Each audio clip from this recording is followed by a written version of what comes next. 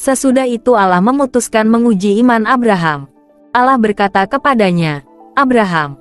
Dan dia berkata, "Ya." Kemudian Allah mengatakan, "Bawalah anakmu ke tanah Moria dan bunuh dia di sana sebagai persembahan untukku dan harus Ishak, anakmu satu-satunya yang engkau kasihi. Ambillah dia sebagai kurban bakaran di atas salah satu gunung.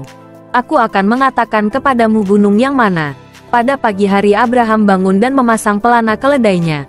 Ia membawa Ishak dan 2 hamba bersamanya. Ia memotong kayu untuk persembahan. Kemudian mereka pergi ke tempat yang dikatakan Allah kepada mereka. Setelah mereka berjalan 3 hari, Abraham memandang dari jauh. Ia melihat tempat kemana mereka pergi. Dan dia berkata kepada hamba-hambanya, "Tinggal di sini bersama keledai. Anak ini dan aku pergi ke tempat itu untuk sembahyang. Sesudah itu kami kembali kepadamu." Abraham mengambil kayu untuk persembahan dan meletakkannya ke atas bahu anaknya. Abraham membawa pisau khusus dan api. Kemudian dia dan anaknya pergi bersama ke tempat itu untuk sembahyang. Ishak berkata kepada ayahnya Abraham, "Ayah." Abraham menjawab, "Ya, Nak." Ishak mengatakan, "Aku melihat kayu dan api. Tetapi di mana domba yang akan kita bakar sebagai persembahan?" Jawab Abraham, "Anakku, Allah sendiri menyediakan domba untuk persembahan." Jadi, Abraham dan anaknya pergi ke tempat itu.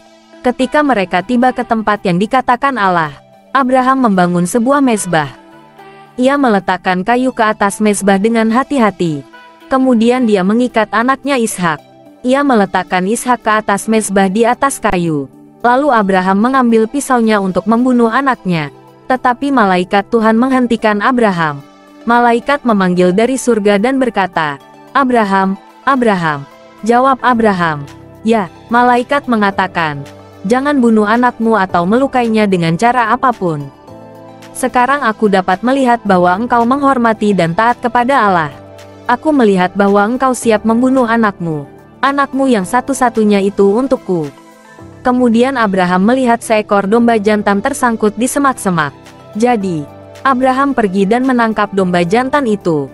Ia mempersembahkannya sebagai ganti anaknya, sebagai persembahan kepada Allah.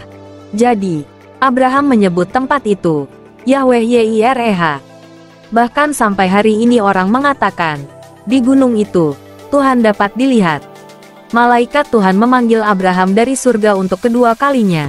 Malaikat mengatakan, "Engkau siap membunuh anakmu satu-satunya itu untukku. Karena engkau melakukan itu untukku, aku membuat perjanjian ini kepadamu.